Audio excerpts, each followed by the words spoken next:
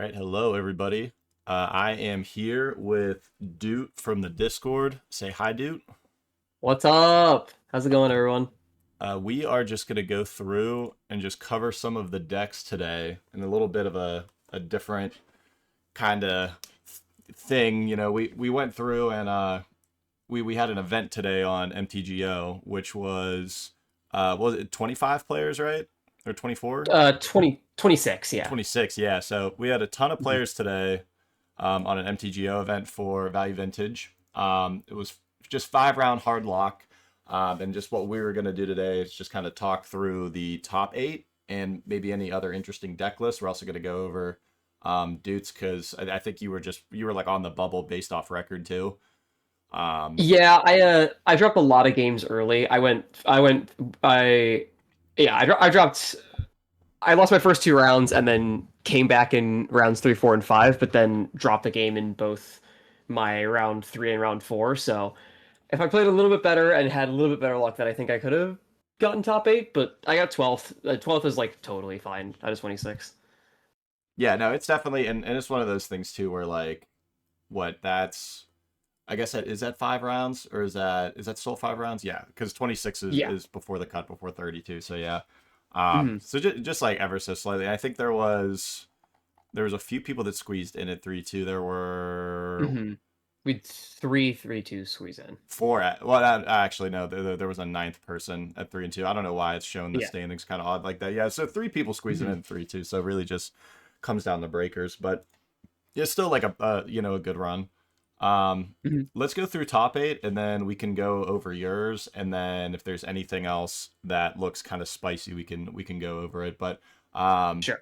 yeah, the event was pretty cool though. It was a free $200 prize payout event, and got a lot of people coming out just playing MTGO, which is really nice to see to kind of grow the online community. But without further ado, starting at first place is our good buddy Devin or DevFizzle playing Rhinos, and we've already kind of Mhm. joked that it's basically I sent in our group chat for like MTGO that Devin basically won again, and basically got to droll on his keyboard. But Devin's actually been on a tear with Rhinos. Mhm. One thing that's getting kind of challenging with the deck is that spirit guides themselves are creeping up, which is good and bad.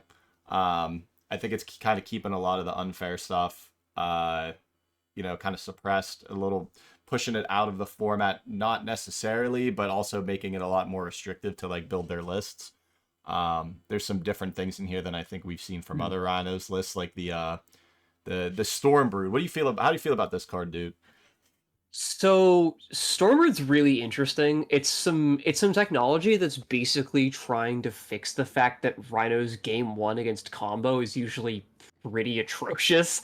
Like you need like the absolute nuts of like turn one violent outburst to match like the fastest kills from like High Tide or the other like super broken combo decks. So I think it's trying to be aimed at that and also just like something to try and insulate your fast rhinos plays against like a spell pierce or like a non-replicated lose focus or a counter spell from more control decks. On the spirit guide point, big agree. Huge fan of spirit guides going up. Let's crank those spirit guide prices to the moon, please and thank you. Huge fan of those cards being more of an investment into your prices. Um, but yeah, I mean, this other than that, this looks like pretty normal Rhino stuff. Looks like Lelia copies of Lelia have also been trimmed for budget reasons. The card is like 70 cents, and that is like a real consideration. Probably explains the one Bone Crusher main. But yeah, I really like Runescale Stormbrood. Especially in Rhinos, just as like this is a 2 mana counter spell that tags all of the cards that will either lose you the game because they're killing you or lose you the game because your Rhinos is getting stopped. Yeah, I think what's kind of interesting too is like we're getting to a point where there are some more playable cards that I think are seeing like minuscule increases. I mean, like we're not seeing price increases to like $1 to like 5 to 10. We're seeing like your $1.50 card is now a little over $2, which adds up Hmm. whenever that's where you really want to like tie your budget down. So Hmm. like another thing that I know that I've been seeing is like White Plume Adventurer, which is very popular. That Yeah. card's also creeping up and up and up. So I know I we're remember both. that card was like $4 for a playset for the longest time, and now I look at the price and it's like, what do you mean this card is $8 for 4 copies? Like that's wild. Yeah, like I know that we're both real big fans of of Crundles, which is an unruly crisis beatdown. But I think the crazy thing is that that deck, it's like adding white to it. I've been trying to make it ban, and now it's actually kind Mhm. of it's actually kind of difficult now because of the Mhm. price. But overall, though, getting back to rhinos, yeah, I think we're actually going to look at another rhinos list that because two of them made top eight, but I think the consensus for a lot of these ones is that they're going down from the eight spirit guides to the six, and Mhm. then there's a lot of other cheap options. I see like incubation is starting to get picked back up on lists again, just because 9 cents is super super Mhm. cheap, really easy to squeeze into the budget. Devin's Mhm. sideboard, his is a little bit different. I mean, Rhinos in general has I would say, a pretty stock sideboard. Devin's doing some different things. I know, like, offsite, we've talked about it, but like he's got the one damping sphere just to be able to cascade into if it's like a combo matchup. He's on ley lines instead of traps. Um, Mhm. and he's got, mainly rune scales in the main, but he also has one in the board. So he's Yeah. got a lot of, he's also got this Further in anger of the gods too, which is kind of Yeah. interesting. Rune scale I see is further insulation against combo and control. Anger of the Gods I really like. Sometimes you just need to respect the fact that Affinity or Boros is just gonna wreck your shit, and you're like on a slower mulligan, and like when you're trying to get like a turn 2 or turn 3 initiative creature down or something. Anger of the Gods is a good card. I'd lose to it. Yeah, we Too late under the void side is also very bold. I am too much of a coward. If I'm trying to beat a graveyard deck, I'm registering 4 or 0. Yeah, that's basically my grave hate idea. Is like I'm always on basically four for Mhm. like grave hate pieces, and like I won't go any more or any less unless it's like incidental like overlap. But Mhm. I do think Anger's kind of interesting too, just because it is there's definitely some things that are becoming popular that you really want your early game sweepers for. And Mhm. then obviously it does miss the Rhino token, so it's pretty big there. But yeah, And this is pretty much all of your threats except for Leia. So I'm like a non-forged case of Chaos Adventurer. Like it just tags so much and leaves you. It's not quite like 100% asymmetrical, but I feel like in like 75% of times you're casting it, it's pretty much asymmetrical. I do feel like in some games too, you're going to want to set up where you can go, play like a slower game. Maybe you're going like Fire Ice to either tap a guy down or like kill a guy, anger the gods the next turn, and then play your Mhm. initiative creature. And a lot of those Mhm. matchups like Boros and that, if they're playing it a little bit slower, you don't really care because you're going to get larger with rhinos. And then in the Mhm. faster matchups, you just really want to like keep them off. But Especially with Spirit Guides getting cheaper, I can definitely see games where this deck has to shift towards a more mid-range game plan where you're just trying to like you play like a Bountiful Landscape on one because your lands are getting worse. And then you like turn two, like you said, like Fire Ice, like a 2-drop or something, or like Stomp something, and then like yeah, having Anger as this like massive reset button is probably pretty good. yeah, absolutely. But yeah, congratulations to Devin. He did get first with this list, and then we'll start looking at some of the other lists Hmm. that did well, like this one right here. Like yours. Yeah. So I ended up getting second on breakers. I wanted something that was I don't want to say mindless because that sounds really bad, but I wanted something that No, it's didn't fine. It's true. require. I didn't want to play like Ripfield. I didn't want to play anything that was like super, super thought intensive. I mean, I did have a couple lines in my games where I had to be kind of selective on when I was casting my instance. Like I had a Swift Spear where I could have Hmm. just tried to make it real large, but because I played a lot of matchups that were dependent on the ground, I had to be kind of selective with my spells if I was removing them, whatever. But Hmm. overall, I had a pretty strong day. I actually only lost two Rhinos. I lost to the Rhinos player that's in fourth here, Mm. and those games were just like kind of non-existent. You don't Yeah, really have a very seems like good. a pretty like impossible matchup for Burn. You're just like you're trying to race the deck that puts two 4/4 tramplers into play. It's like lightning bolts don't do a whole lot against that. Yeah, and honestly, I mulliganed both games, and Hmm. even still, I was like the first game was not close because it was like one mana double spirit guide, and I was just kind of like okay, Mm. and I was trying Yeah. to navigate a way that I put like two Swift Spears in play, and I had a bunch of burn in hand, Hmm. but then he just before I even went to combat or whatever, he played another instant speed violent outburst. So I was like, okay, this is a non-game. And then game Yeah. two, I had him down to two, and I was on a mulligan. So even just like one more card, I might get there. But it's definitely an Hmm. unfavorable matchup. But it was a lot closer. I think if I don't have the mulligan. Hmm. But it's pretty stock. One thing that I'm playing that a lot of burn players I don't see normally have is Searing Blaze, just because we don't have Hmm. fetches. But Yeah. there's a lot of matchups where Searing Blaze is good right now. Obviously, Hmm. there's some matchups, combo matchups where it's not going to feel that great. But Hmm. your combo matchups already are a little bit suspect. You're basically Little like, cursed. yeah, yeah. You're trying to basically just take them out immediately.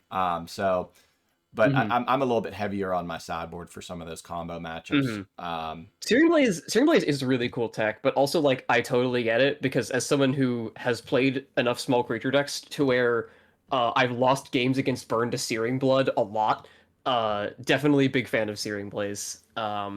Especially as like in the magic we've talked about this a little bit, but the MTGO meta has like gotten significantly fairer post TCC. Like we had Rhino, like I think we had like two or three combo players in the entire event, and I was one of them.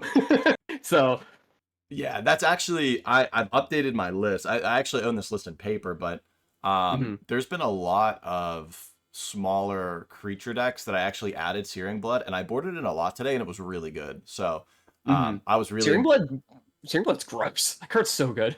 yeah. I've notoriously been a Searing Blood hater, like for Hmm. as long as I've played Burn and other formats.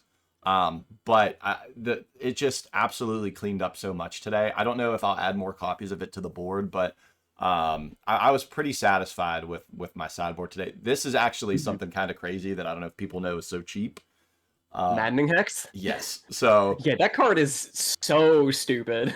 yeah, people are kind of worried about things like High Tide or whatever as burn. And basically your check was play an Eidolon, see if it gets snapped or Echoing Truth. But now you Hmm. basically have a second check where it's like, if you can do whatever turn one, go Eidolon into Maddening Hex is like the most free Hmm. game. Like it's not Yeah, unlosable, but it's pretty free. it's Um, almost unlosable.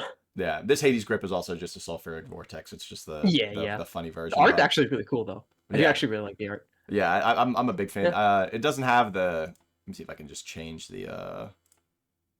I'll quickly reload one second. But yeah, congrats on your second place. GJ, well done.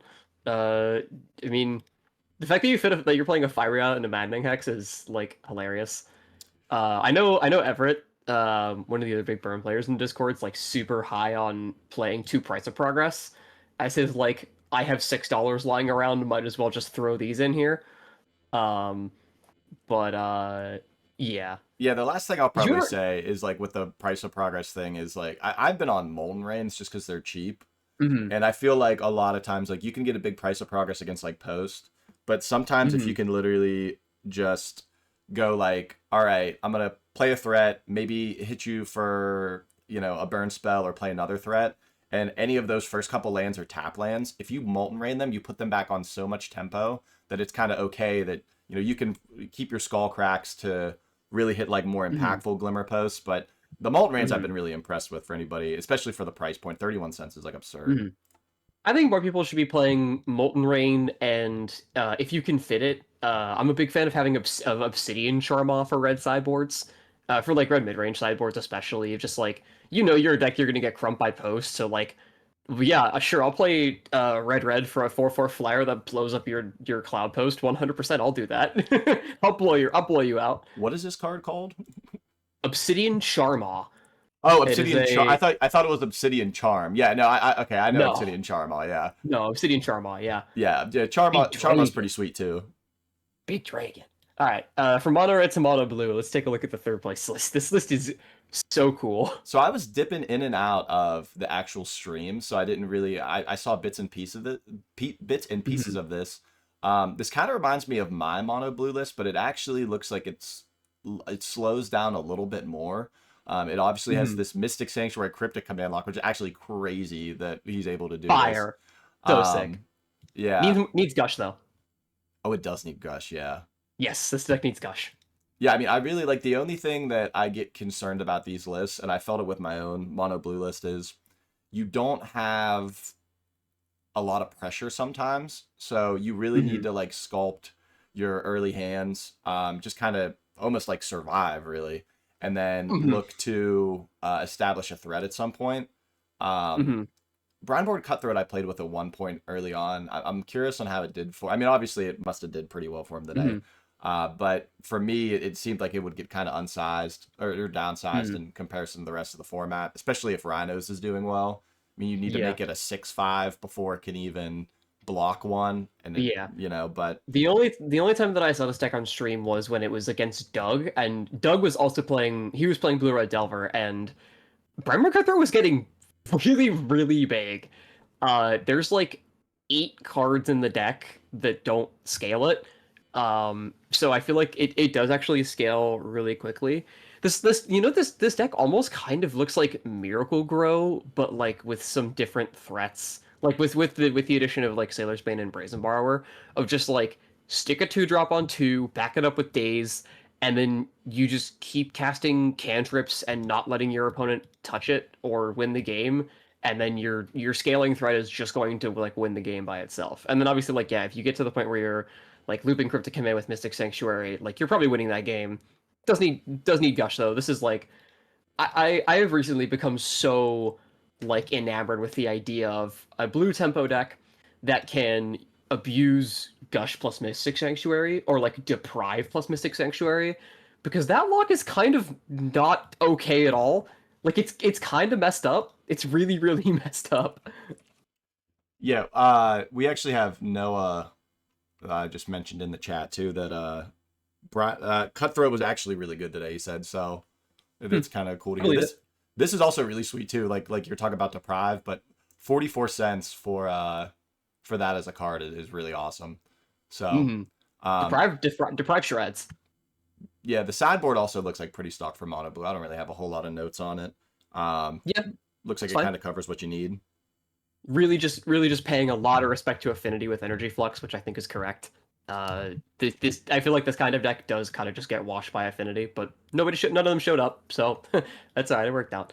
Yeah, I think You want to head up to the something. next one? Yeah, my last note that I was going to mention is, we have people bringing energy flux, but I actually think with the meta today and what we've been kind of seeing, that something like Thopter Sword is actually, poised pretty well. So kind of Hmm. keep your eyes out for that. People might be starting to Hmm. bring that. If you can Um, manage the clicks on Moto, I think Thopter Sword could do really, really oh well. my The god, issue is that it's an extremely click-intensive deck on Moto. I was starting to get the rhythm on my last video. I did that for my last video, and I was starting to finally get into the mix of it. But man, it was a lot. Hmm. But getting into fourth place, another Rhinos list. If you actually look, it's really like it's super similar to what Devin was Hmm. playing. I mean, Devin had. I mean, let's see if we can. So like, Devin had one less Bone Crusher. Was Hmm. playing an extra incubation, but overall, like the lists look almost the same, which is pretty crazy. Yeah. This list is on less Runescale's main. It looks like I think they went like Mystical Dispute. The Mystical Dispute's main definitely chipped in, and this fourth place, this is on slightly better, or like quote unquote better lands like Shivan Reef. I don't think it was on Shivan Reef. Um, yeah, just some like slightly different tech choices. The Mystical Dispute's main, I totally get too. Another card of like you're a Cascade deck, and against Cascade decks, people's first reaction is just, oh, well, just spell pierce the Cascade spell. And Mystical Dispute completely cuts that off as an out. So I actually really like the more tempo-ish direction that Rhinos looks like to be going. Like you still have the high rolls of just like, yeah, you just put 8 power into play on turn 1 because you're a sack and you open double spirit guide. Um, but I do kind of.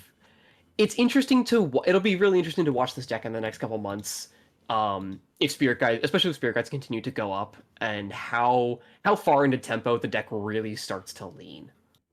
Yeah, I think that's I think what's interesting, and maybe this is a direction you can take it, where, you know, Devin had more copies of Stormbrood but didn't have the disputes. But what if we just played more copies of this? You know, like just Yeah, just play them overall. all. Yeah, you know, and then maybe you have your hands. And the only thing I wouldn't be too sure of is, like, if I have multiple spirit guides in my hand, but I don't have the threats, but I'm sitting on all this counter magic, like, do my hands look worse Hmm. overall? I'm not 100% sure. Maybe that's the route they don't want to take. But overall, I think that until spirit guides get cheap or get more expensive, they can still really lean into this and then just kind of Hmm. flex in the rest of these cards. You know, kind of Yeah. choose your adventure with that. And then you'll kind of look to scrape by with your mana base and then maybe even your sideboard. Hmm. Yeah. This deck definitely, as if Spirit Guides continue to go up, will lean less on the Mulligan philosophy of Mulligan for the broken start and Mulligan for the philosophy of don't lose until you start winning. Yeah, I think the sideboard is also like it's pretty close Hmm. too. Like we Devin had ley lines. There's rav traps here. I think traps are pretty Hmm. standard. Dead and gone here, which that's kind of what Really, Devin's really doing just don't with. want to lose to Merit Lage. Yeah, or like they are like an early infect creature or something. Hmm. Yeah, Um, that but too. overall, I think Devin's more concerned. I think, oh, you know what's interesting? This is only a 10 card sideboard too, Hmm. where Devin was Yeah. able to squeeze the full 15. Um, I think that Devin's, I think, poised a little bit better to what the go wide meta has been online. But Hmm. overall, I think that there's some cool things to take from this, like the dead and gone for sure. Hmm. I think we might end up seeing a lot more Dead God and Rhinos as again as Spirit Guides go up and the list gets more tempo-ish. Yeah, absolutely. You really need early Um, interaction in this format. all right, Naya Boom. So I ended up playing against this player at one point. This was one of my wins. But super sweet deck. We've been Hmm. seeing a lot of boom bust decks over time. You know, there's different iterations. There's like Chandra boom bust. There's been energy. I think there was a Grixis one like pretty early on when I was in the format. But now we're seeing almost like energy boom bust. Hmm. And this player chose to go with excuse me, with Naya. So playing not playing the one bridge. Which one's missing? The green white one, it looks like. Um Yeah. but playing 7 bridges and then Darksteel Citadel, and Hmm. then just trying to look to resolve either Cleansing Wildfire or Boom Bust on, or Boom Hmm. on turn 2. And then it looks like mainly only what, 2 different 4 drops to kind of curve into, like Yeah. Mince and Boo and then Caves. Hmm. So I've messed around with this deck a lot, or like a version of this deck a lot that plays a lot more like medium red. This is the build that Joe in the Discord, shout out Joe. He has been like casting Boom Bust and Cleansing Wildfire since like the day he started playing the format. Um, but I did help him a couple months ago, sort of start refining this list a little bit more. Um, the deck is basically the green white, or sorry, red white splash green for Minsc and Boo because Minsc and Boo is the best 4 drop in the format, and I don't think it's close. Um, but yeah, the play patterns you were talking about are pretty much locked in. Of like, you generally want to be you want to the thing about Boom Bust is you want to be playing the best threes and fours in the format, because you want threes because on the curves where you go like turn 1 indestructible land, turn 2 untapped red source Boom Bust them, you want to have to follow it up with pressure, and then fours on the games where you can get away with being a little more proactive and like cleansing wildfire your own indestructible land and draw a card. Pauper players getting trauma from watching wildfire hit a bridge. But this list also mixes it with sort of a more an energy package. Amphraptor hitting a cleansing wildfire or a boom bust is kind of not okay. Um, and yeah, it's always great to see a boom bust list take a top 8. In a format this high power, it feels really weird to say that the Ponza decks are the good guys, but this deck really is just like the ultimate good guy of the format. I love seeing this deck win. Not only that, like you mentioned it about using the energy package. I always think about this when I'm brewing, and I've worked on some stuff where it's kind of multicolor. because the energy stuff is so cheap. I Mm-hmm. mean, Static Prison, Unstable Amulet, and Amped Raptor are all like absolute Mm-hmm. all stars of cards. And Amped Raptors are 10 cents, Unstable Amulets are 7, Prisons are 18. Your Mm-hmm. average card price for a VV deck is like 40 cents whenever you like look at the overall budget, excluding basics, things like that. So anything that can be under 40 cents lets you put budget elsewhere. So having Mm-hmm. all these super powerful cards be so cheap is pretty insane. Oh, even I forgot Galvanic Discharge too, 9 cents. Mm-hmm. So Yeah. 16 cards all well under your price point. Mm-hmm. And The red energy core of 4 Raptor, 4 Discharge, 4 Amulet, and in some decks 3 to 4 Synth Eradicator is just like it's kind of like the old like him plus Inquisition core that we saw from a bunch of black decks a while ago of just like you can kind of cram whatever other cards you want in that core as long as they synergize decently well, and there's only so bad the deck can be, just because of the power level of those cards is so high.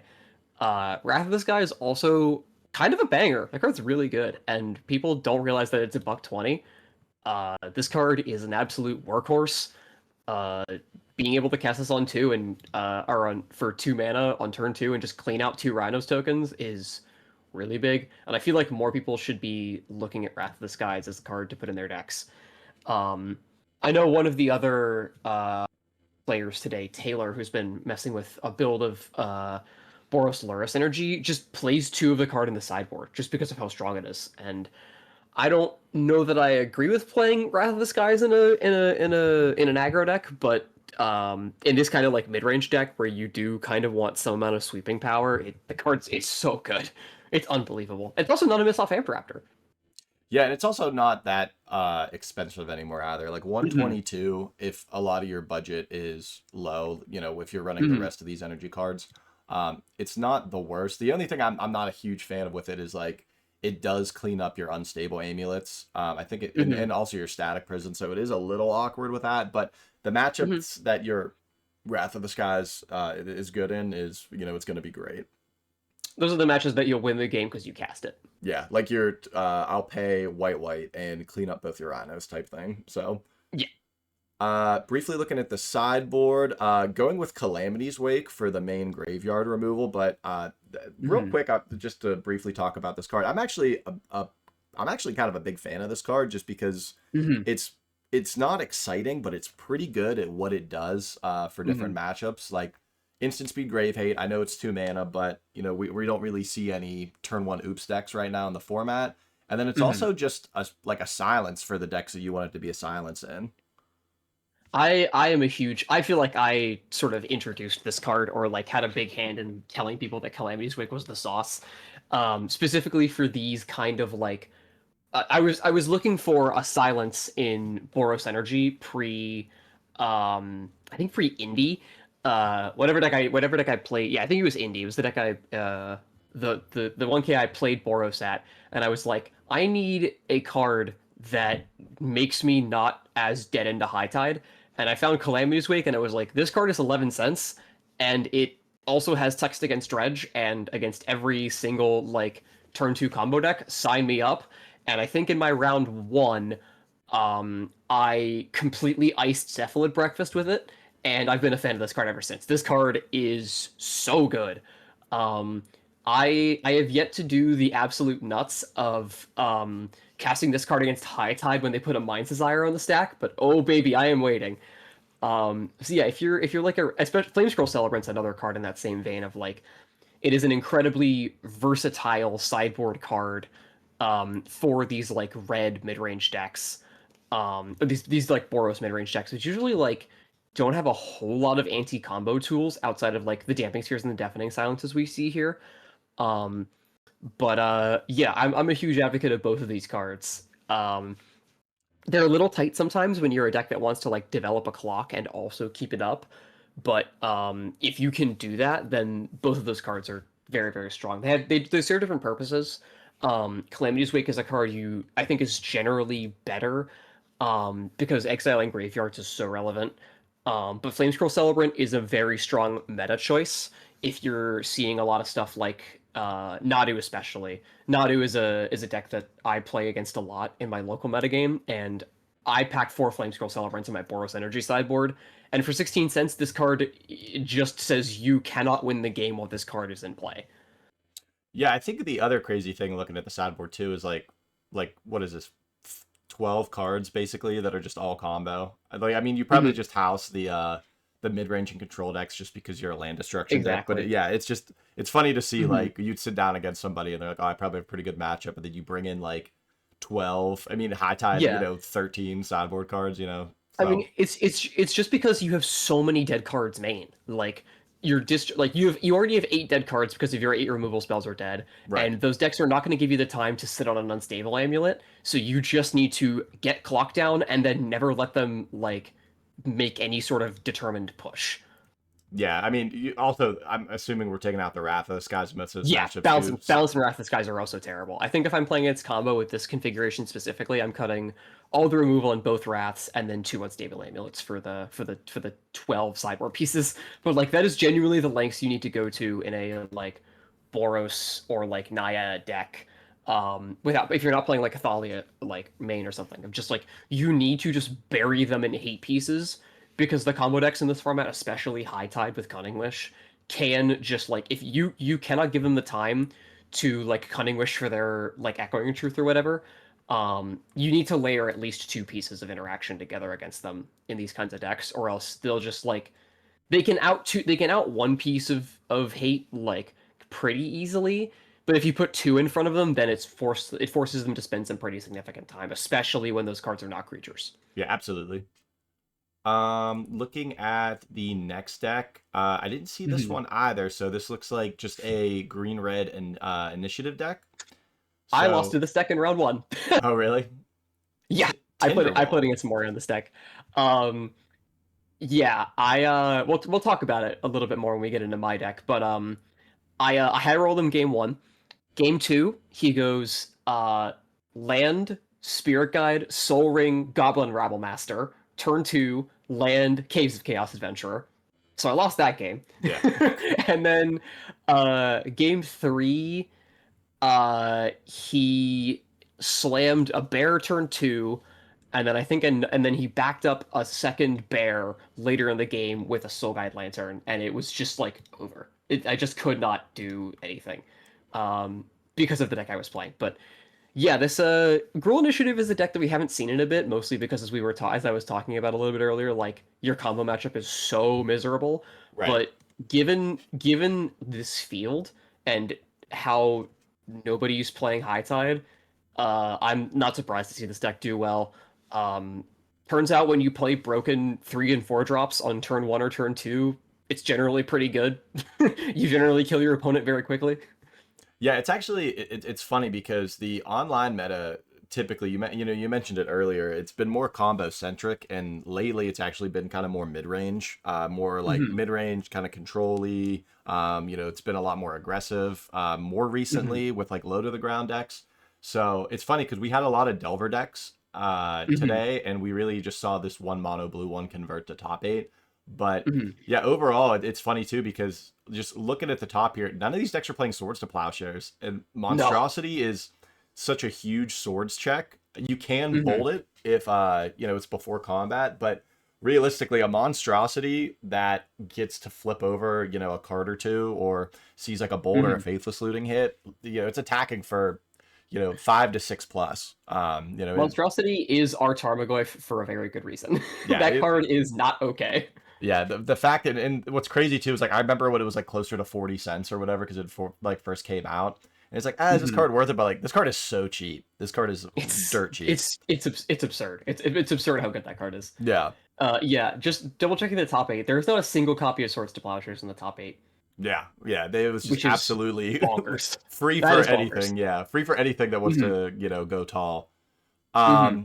I want to briefly talk about the sideboard. We have Soul Guide Lantern, Rexage, and Meltdown, but I want to spend more Hmm. time talking about the other 2 cards in the sideboard. Active Volcano, baby. Okay, so Yeah, I'm also running this card.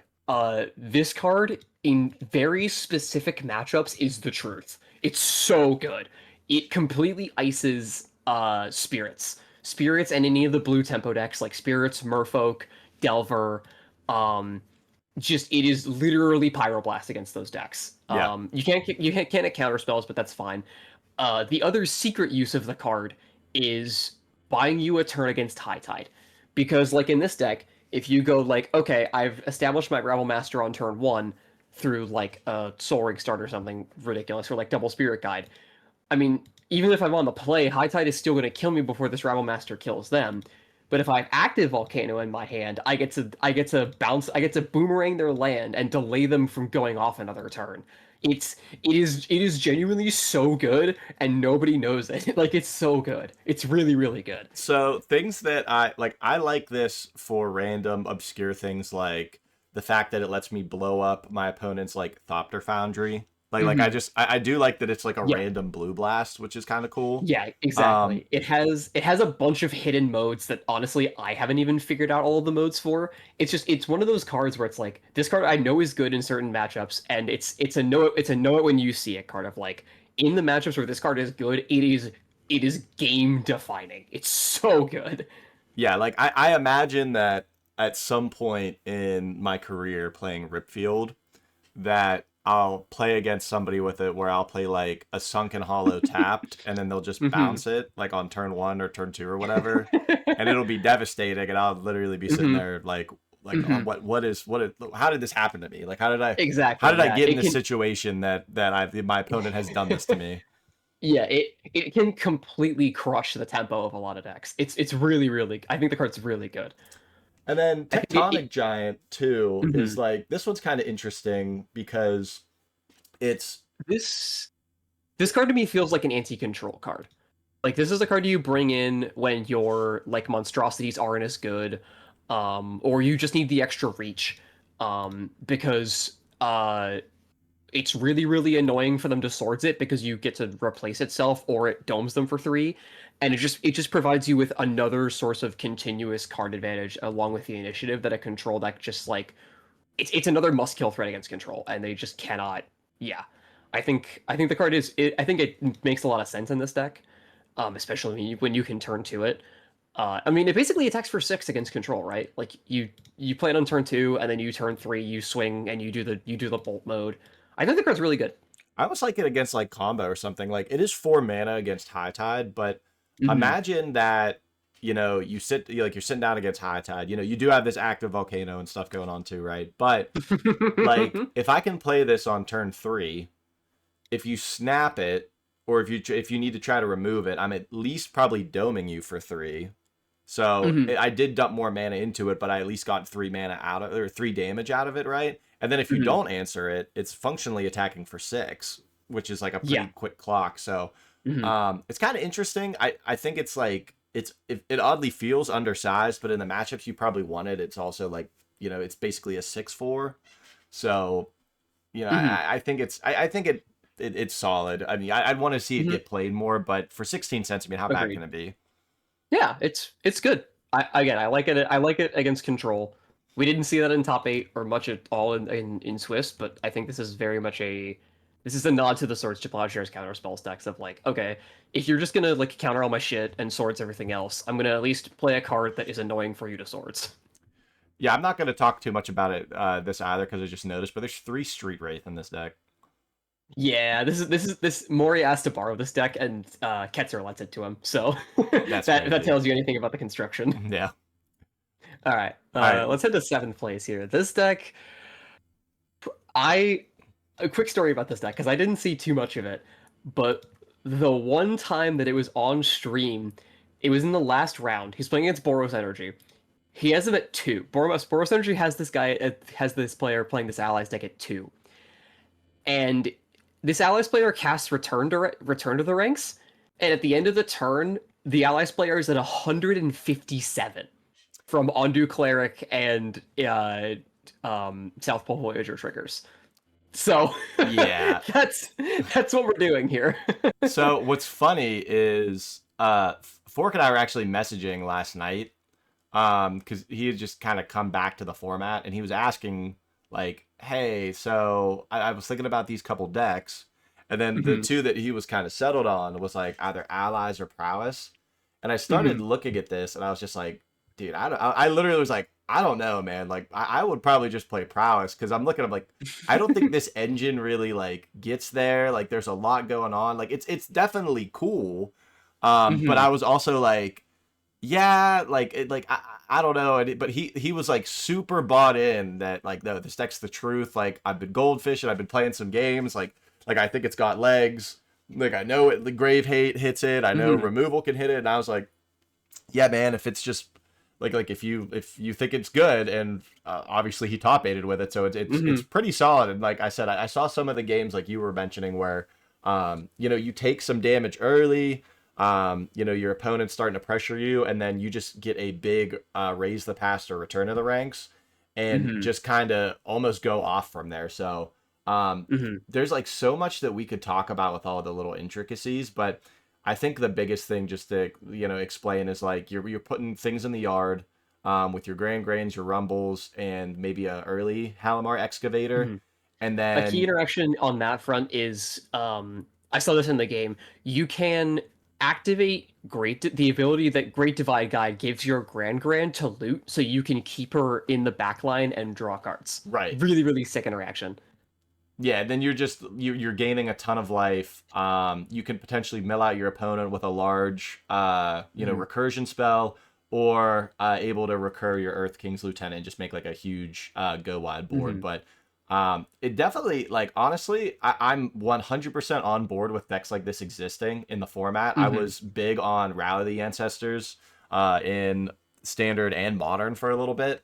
Hmm. So I think this deck is super sweet. I'm glad that he did It's well very with it, cool. just so that way, it gets some visibility. Um, Hmm. and then even the board, like I really like how the sideboard's built. I was working on an aggro version of Allies, but this might just be better, just because of the combo Hmm. potential. But I mean, you have Lavinia. Lavinia is a super great blue white tax card. Same with Hmm. Meddling Mage. These are really efficient at interacting with combo, and also like low to the ground that they can pressure those decks. Hmm. Yeah. Still have Spell Pierce because you're in blue. Stern Dismissal. I've been seeing this card a lot more. The Hmm. fact that it can bounce enchantments is really good too. But Yeah. Storm Dismissal is a card that I see in the sideboard of decks that really just want to not lose to Leyline into the Void and Rest in Peace. And as someone who was playing a deck who does kind of eat shit to Leyline into the Void and Rest in Peace today, I can respect it. yeah, I can respect the grind. the only other thing that I would say, like, you could maybe try to do with this deck, and what I would say maybe looking into is, with the ally creatures, we really get 12 super affordable rainbow lands, Hmm. that you're able to maybe stretch into some off color ones, especially when you're going to be milling them over anyway. So I don't know Hmm. if something, I think it's a Comb Battle Singer, which gives them haste, like +1/+0 and haste. Yeah. So you can have a big swing turn like that. Just different options for the Hmm. deck to just kind of keep in mind, because you're doing a lot of Hmm. cool things here. There might even be some other cool things that we haven't really scraped the surface on. I think Allies as a deck is like a really interesting idea, but as soon as you start thinking about and like brewing around with allies, you realize that there's so many directions you can go. Big agree on the Rainbow Lands. Really like Rainbow Lands in these kinds of typal decks. The card that I'm shocked to not see, but I understand because it is a little bit expensive, is my Scornful Striker. It is one in a black for a 2/2 first strike that says whenever an opponent casts a non-creature spell, whenever a player casts a non-creature spell, they lose 2 life. That card is an absolute house against the Storm and combo decks, and even against the control decks. It is like a little bit expensive and is still fluctuating pretty big apparently. Let me look at its price right now. I think it's like right around two, because I have it in Rakdos Hmm. Solaris' sideboard. But yeah, the card itself is super super strong as being like Very a powerful. It's Black Thalia. yeah, it was almost like Black Eidolon, really. It's It's a buck like 85. yeah. So Hmm. just like another card to keep in mind, because it does Hmm. so much it puts so much pressure on as So well. good, so good. But yeah, I love seeing allies do stuff. And as someone who has gotten really into playing aggro combo decks over the last year, Definitely going to be keeping my eyes on this variant.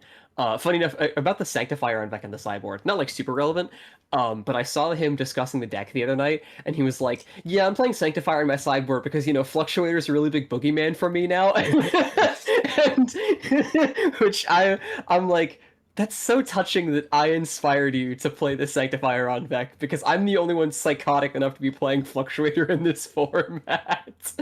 Yeah, I know we didn't play, but I'm really glad that I didn't have the opportunity to play against Fluctuator today.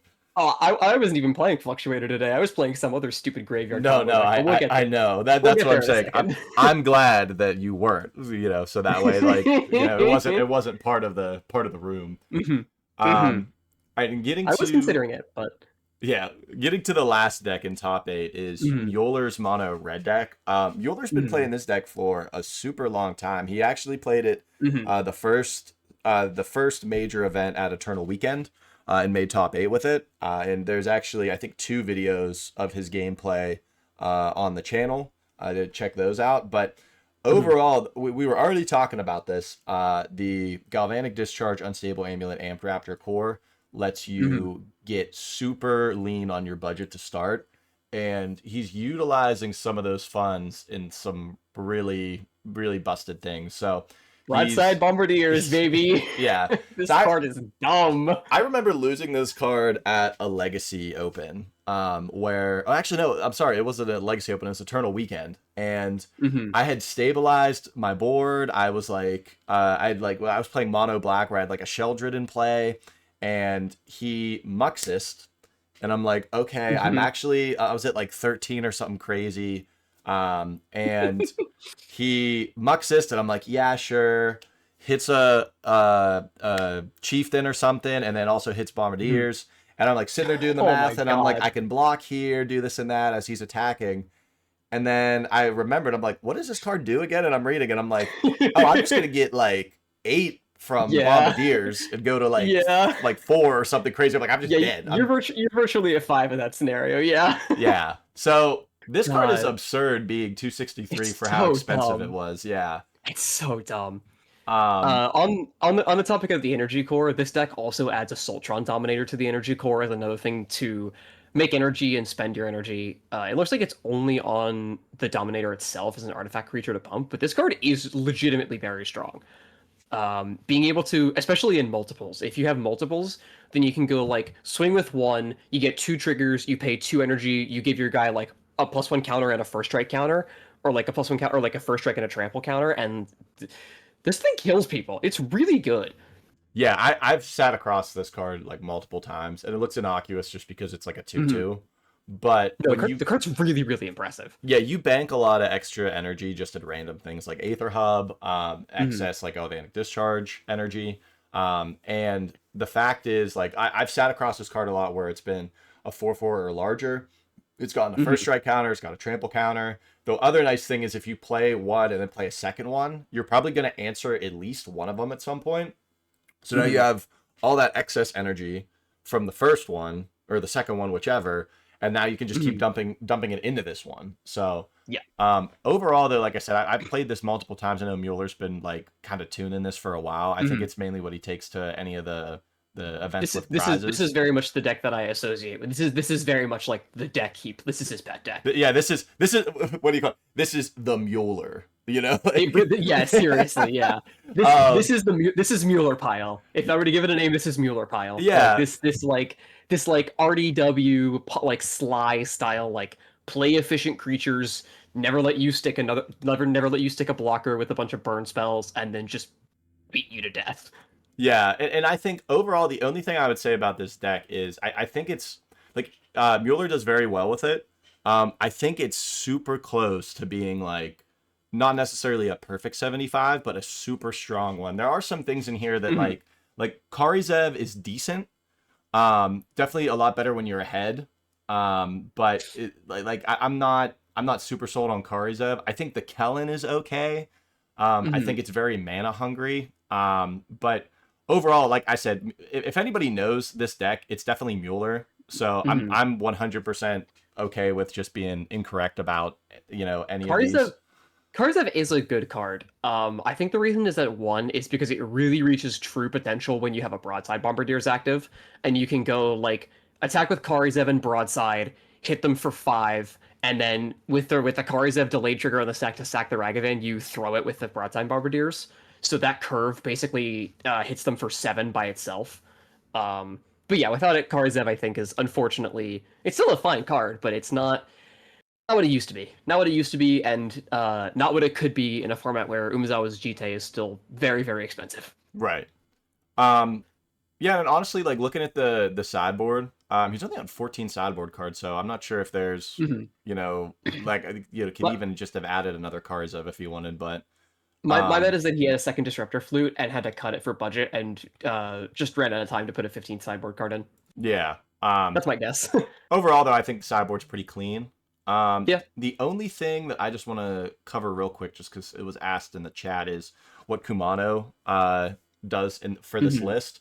I've played a ton of Kumano in Standard and Pioneer, obviously different formats, but I think the card is super strong overall. Um, Mm-hmm.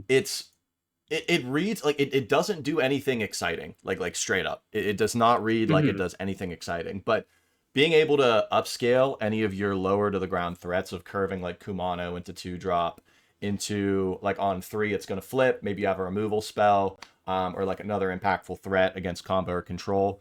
It's Mm-hmm. it's functionally like a delayed 2 for 1, but the additional text on it also puts additional pressure on your opponent. Mm-hmm. So it's like I said, it's not exciting, but it's a card that is really good at doing a lot of little things that add up. Mm-hmm. It is an extremely budget friendly, solid turn one play. And like if you curve a Kumano into an Amped Raptor, like that's a 3-2 Amped Raptor. Yeah, 3-2 First Strike is not a profile they print on anything nowadays. 3-2 First Strike is stupid. yeah. I mean, making your Assaultron already a 3/3, like that's already like a pretty nice size threat that goes to scale. So it's just like I said, it's not. It doesn't look exciting, but the card itself is just it's very efficient at doing a lot of little things. Hmm. But that is our top 8. So congratulations to all of those players. I'm gonna Hmm. pull up your list now, dude, just so we could talk about it, and then Hmm. maybe we can talk about like another list or two. I haven't really Sure. had a chance to look at anything else yet, but so we'll pull Yeah. up this, and I know you've been playing this a little bit online lately Yeah. too. So if you want to just kind of do a quick run through here on anything. Sure. So this deck has become like my baby for the last couple weeks and like for the last month or so. I kind of like I moved off Fluctuator for a bit, and I was like it was mid week of the last league I was running, and I was like I feel like Reanimator is like wildly underexplored.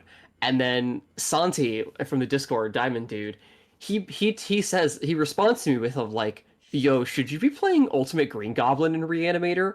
And I was like, "Wait, you're kind of cooking," and that sort of spawned that combined with the recent price drop in Emperor of Bones, really just like catapulted me back into looking at this deck.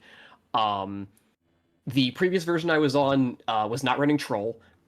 It was very much an all-in like do the thing, like 14 targets, a ton of like pitch spells, no pivot main deck into Leyline of the Void. Like your out sideboard is to just like remove the Leyline or the Soul Guide Lantern or whatever. But this new build has felt like so good. You do still lose to mulligans sometimes. Like I mulliganed to 5 and 4 several times through the event because I was hitting some bad variants, but the games where you do the thing, it's so good. I recorded my matches today, which hopefully will go up on the Value Adventures MTG channel soon. Not this one, the other one. Um, but yeah, like you can get really greedy by keeping like one land troll reanimation spell Regisaur and just like like it'll work out. Um, the spread of targets I'm playing of like four trolls and trolls absurd. There's a reason this card was banned in Legacy. I don't know why I was ever playing this deck without it. It's so incredible. Being able to swamp cycle for Smoldering Marsh has also come up more than once. Because then you're just cycling for a Badlands. That's really fun. The main like kill you dead target of Summon Kujita, this card completely aces anything trying to play aggressively or mid-rangey. Just getting two lightning bolts and icing two creatures is really good, and then it does represent 20 damage by itself across 3 turns, because you hit them for 7, hit them for 7, and then if you pitch another 6 drop to the fire trigger, it's exactly 20 damage. I mean, And then I'm just like a big fan of this card. I've had this card moused over it's like so almost the good. entire time. Like it's just Mhm. I've been looking at the Final Fantasy at the Final Fantasy ones lately. Mhm. But I'm glad that there's at least one seeing play. Mhm. But yeah, this card is Hey, just like a threat. Like yeah.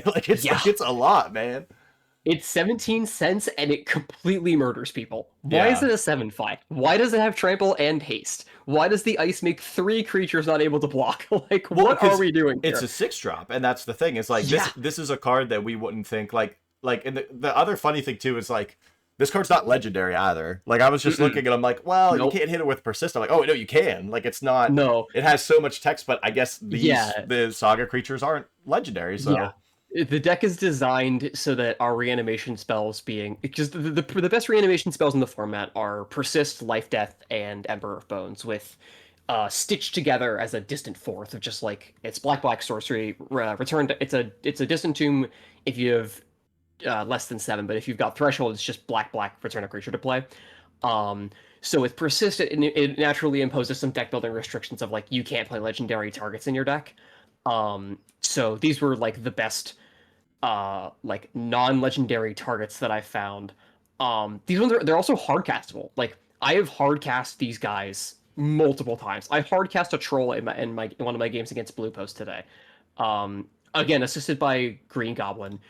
Ultimate Green Goblin like just ties the room together. Like it comes in on turn 3. It's a 5/4. It discards your cards. It makes you treasure tokens so you can cast the guys. You can cast your 6 drops later in the game. You can cast it if you pitch it off a Faithless Looting on turn 4 or later. It's just everything. It does it all. Um, the sideboard again, talking about Active Volcano, so good. Um, Again, I brought it in against Delver and against and stuff like that today. Really good. Um, for the sideboard targets, I'm playing Magister because Magister and Sphinx are both cards that are paying nods to the more like the super creature heavy decks, stuff like Rhinos and Initiative. Because these cards they do come out a little bit. I do come out a little bit slower than them. And Sphinx especially. Sphinx today was an absolute all star. It completely demolished my rounds 4 and 5 by itself. Um, but yeah, this deck has felt really strong. If you don't lose to mulligans, it kind of has game into everything. You play 8 hand attack spells, so your combo matchup is like actually pretty decent.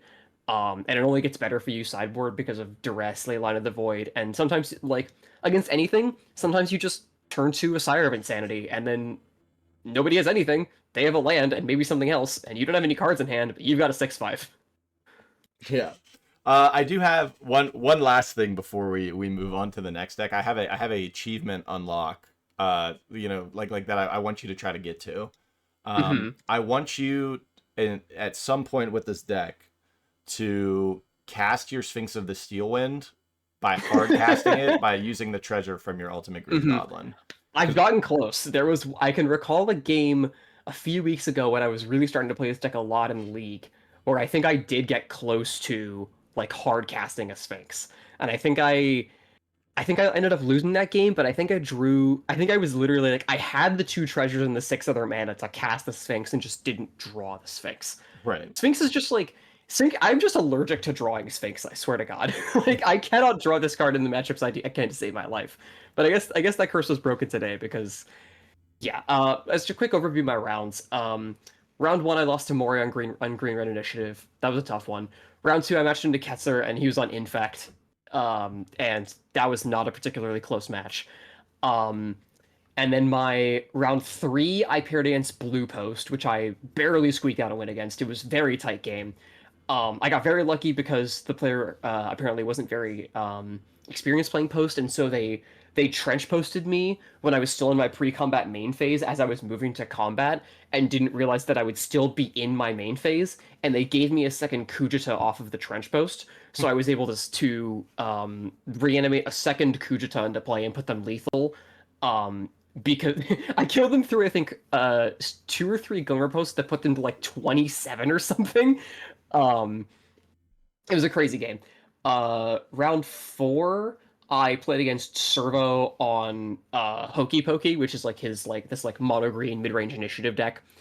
Um, Turns out a deck that's trying to play the initiative doesn't match up very well against a deck that has Troll of Khazad Doom, and especially Sphinx the Steel Wind post board. And then my round 5 was, I think, on stream against Doug, and he was on Blue Red Delver. It was another quick 2-0. I think game 1 was not a game. He kept a one-lander, and I was able to IOK and play around days. Got a troll down turn 3, and he didn't see a second land drop. Game 2 was actually really real and really tight. He established a Kiora, the Foundation's Kiora, that makes an 8/8 when it attacks if you have Threshold. And Sphinx of the Steelwind, combined with a troll and him luckily missing several Delver flips in a row when he had 3 Delvers in play, saw me through to race an 8/8. So it was a really really fun day. I was a little down after my O2 first round. We brought it back, but yeah, that was my run today.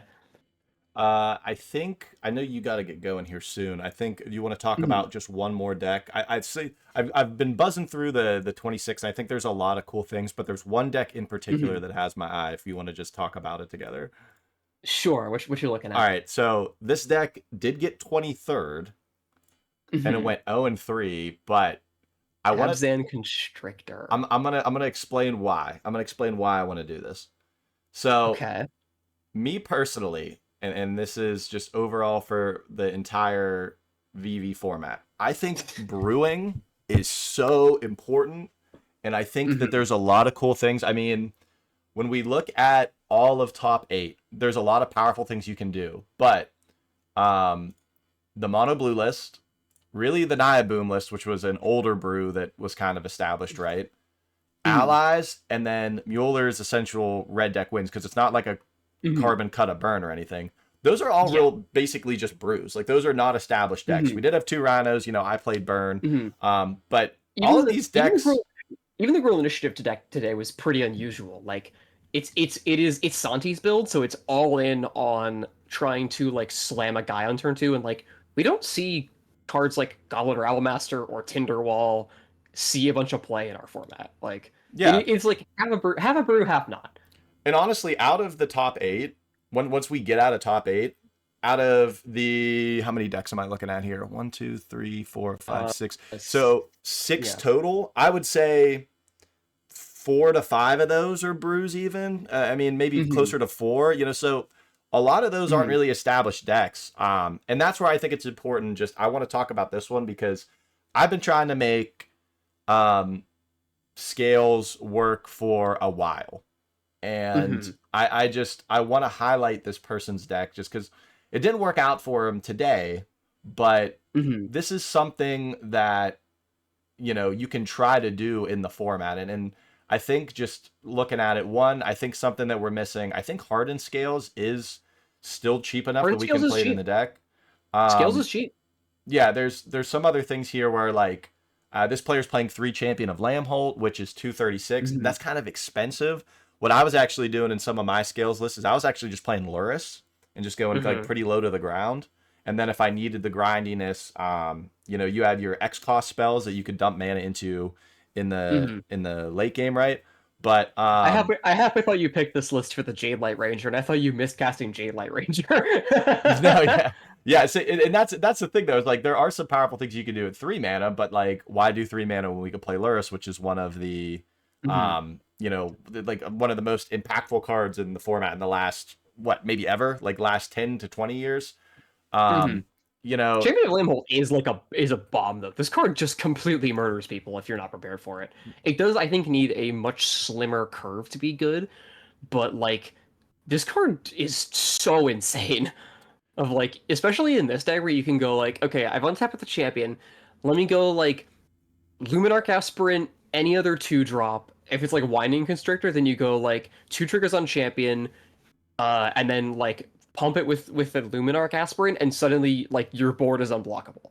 Yeah, and then Like even it's a scary ass card. yeah, and like think of this curve too. You could go like Hardened Scales into Constrictor into Lambholt into like what we were just talking about. Now like your board's Hmm. basically going to be unblockable against anything. Is that good enough to Hmm. race Rhinos sometimes? Maybe not, but you're also on like 4 swords. I know that there's like some cards that have been printed that like do things where you can take counters off them to like shrink guys or kill guys. Um, Hmm. Heck, there's a card from Ravnica. It's like Necroplasm, I think it is. I was trying it in Golgari Oh, Grief the card that sideboard. like the card that like deals damage equal to how many counters are on it or No, whatever. no, this one is it at your upkeep or your it's at your upkeep it gets a counter, and then in your end Hmm. step, it kills non-land permanents with those with the amount of counters on it. So you play it for 3 mana and it blows up all tokens, and then the next turn it blows up ones and twos and threes. But Huh. yeah, that's just like something neat you could do with like your Yeah. counters, right? So Yeah, Necroplasm, you're right. This card has Dredge too, just yeah, so randomly. you could loop it. That's the thing. Like so you could Huh. literally like you could sack it to like a some kind of effect like Eldritch Hmm. Evolution and find something else, but then you can pick it up next turn and then you're able to like clean up the next rhino. So but What a weird card. no, yeah, it's the worst thing about it is it's like 60 cents, so like you don't want to have to play it, um Yeah. but overall This though, card's funky as hell. yeah, no, it's The art's also rad. yeah, it's Ravnica is some of the best. It's RK Um Post, so like of course it's gonna bang, but like yeah. yeah. This deck is really cool though. I know Clam has actually been messing with scales for a while. Personally, I think the biggest thing Scales is missing, as opposed to something like Modern, is Arcbound Ravager and Walking Ballista. Ballista's like getting close. It's like $5, but Ravager I think needs like multiple reprints in order to really get there. Yeah, I agree. I think another line too is that, and this is what I was doing with mine is I was just playing like normal kind of constrictor aggro scales, but what I was Hmm. doing is I also had copies of like brood scale and then a couple of the enablers. Hmm. And what it did was it allowed me to just kind of be like, okay, I'm gonna like put a lot of pressure, be on the beatdown, et cetera, et cetera. Um, Hmm. but out of nowhere, you could just be like, play this, you're dead. And it helped in your combo matchup or your matchups where like maybe just playing a bunch of big guys doesn't get you there. Hmm. So I think Brute Scale is a like criminally underexplored package in the format. Like Ghost Lantern lets you play a combination of cards. It lets you play like an infinite combo, even if it is an A plus B plus C. Like your A and your B, and oftentimes like your A being your Brood Scale, and your B being your Ghost Lantern, and your C being your Aristocrat effect, are like not bad cards if you build around it. Like I was looking at like trying to figure out some kind of like green black aristocrats brood scale combo deck.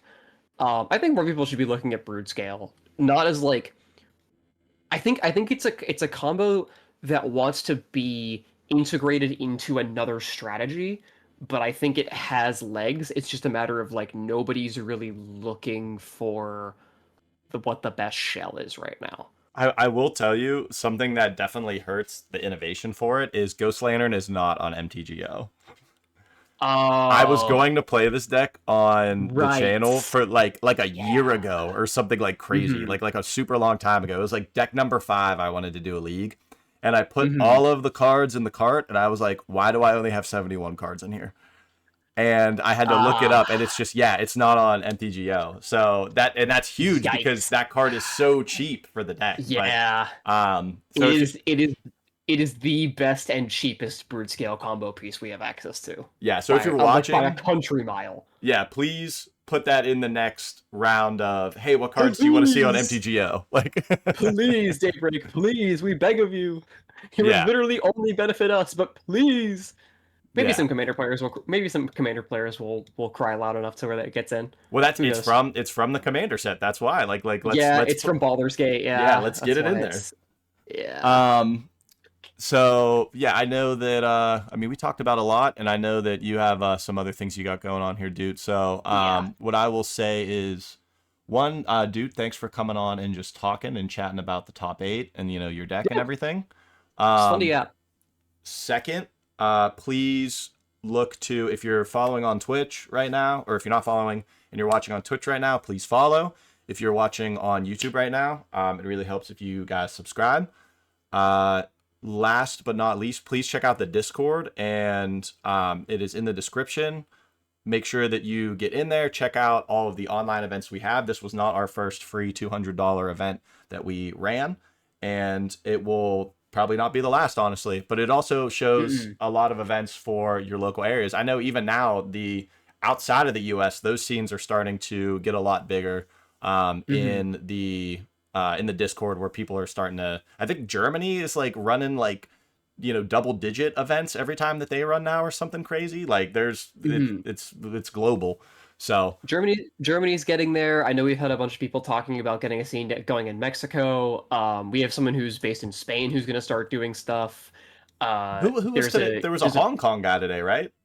Yeah, somebody literally joined today and was like, "Yo, I want to start this thing in Hong Kong," and we're just like, "Hell yeah, dude, Yeah, let's yeah, go." dude, let's go. Yeah, Yeah, so if you want to kick up a local scene, somewhere, join the Discord. We have a bunch of resources for you that we can help you with, and yeah, it's also just like one of the best like slices of the Magic community I've ever interacted with, and I've been in this community for like almost 10 years at this point.